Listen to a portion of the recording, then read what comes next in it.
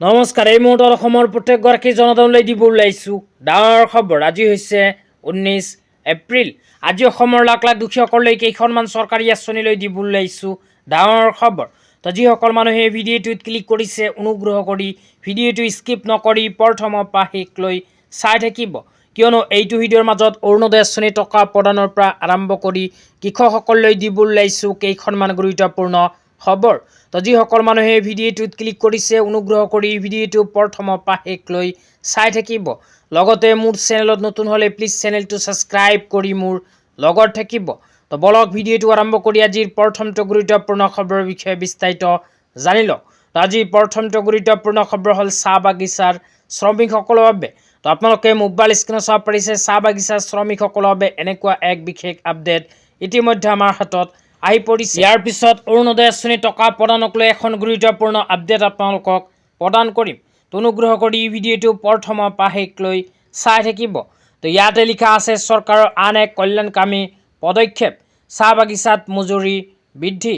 পুনৰবাৰ চাহ শ্ৰমিকৰ দৈনিক মজুৰি 30 টকাকৈ বৃদ্ধি 1 এপ্ৰিল 2026 তাৰিখৰ পৰা।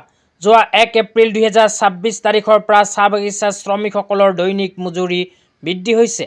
ব্ৰহ্মপুত্ৰ উপত্যকাৰ শ্ৰমিকসকলে পূৰ্বে পাইছিল 250 টকা, বৰ্তমানে প্ৰতিদিনে পাব 280 টকা।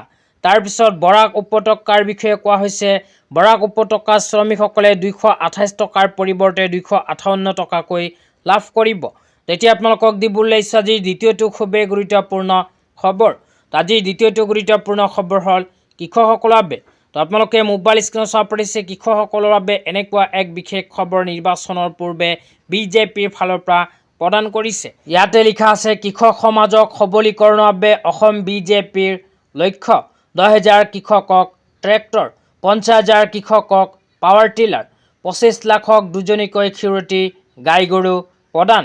তো ইয়াতে উল্লেখ কৰা অনুযায়ী অসমত 10,000 কৃষকসকলে লাভ কৰিব ট্ৰেক্টৰ, 50,000 কৃষকক পাৱাৰ টিলাৰ প্ৰদান আৰু 25 লাখ দুখীয়াক দুজনীকৈ ক্ষীৰতী গাই গৰু প্ৰদান কৰিব যদিহে বিজেপিৰ চৰকাৰ আকৌ আহে।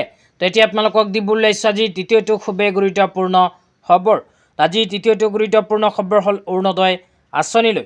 তো যিসকল মহিলাই এতিয়ালৈকে অৰুণোদয় আঁচনি টকা পোৱা নাই সেইসকল মহিলাই অনুগ্ৰহ কৰি ভিডিঅ'টো প্ৰথমৰ পৰা শেষলৈ চাই থাকিব, কিয়নো আপোনালোকৰ নাম যদি অৰুণোদয় আঁচনিত অন্তৰ্ভুক্ত হৈ আছে তেন্তে আপোনালোকৰ বেংক একাউণ্টত অতি শীঘ্ৰেই অৰুণোদয় আঁচনি টকা আকৌ সোমোৱা আৰম্ভ কৰিব। কিন্তু কেৱল মাত্ৰ এইবোৰ মানুহেহে লাভ কৰিব অৰুণোদয় আঁচনিৰ টকা। কোনবোৰ মানুহে লাভ কৰিব আপোনালোকক বিতংভাৱে জনাই দিছোঁ। ইয়াতে 1 নম্বৰত কোৱা হৈছে widow, unmarried women, divorced and deserted women. তো ইয়াতে 1 নম্বৰত কোৱা অনুযায়ী বিধৱা মহিলা, অবিবাহিত মহিলা যাৰ বয়স 45 বছৰতকৈ অধিক। তাৰপিছত কোৱা হৈছে বিবাহ বিচ্ছেদিত মহিলা। 2 নম্বৰত কোৱা হৈছে ট্ৰান্সজেণ্ডাৰ বা তৃতীয় লিংগৰ ব্যক্তি। 3 নম্বৰত কোৱা হৈছে person with disability as defined in the right of person with disabilities act 2026। তো যিসকল মানুহে ডিজেবল বা শাৰীৰিকভাৱে সক্ষম সেইসকল ব্যক্তিয়ে লাভ কৰিব অৰুণোদয় আঁচনিৰ টকা। 3 নম্বৰত কোৱা হৈছে old infirm women including those residing in government register old age home. তো যিসকল মানুহে চৰকাৰী বৃদ্ধাশ্ৰমত বসবাস কৰে সেইসকল মানুহেও অৰুণোদয় আঁচনিৰ টকা লাভ কৰিব। তাৰপিছত 4 নম্বৰত কোৱা হৈছে women of the household where earning member are either disabled or age more than 60 year of as.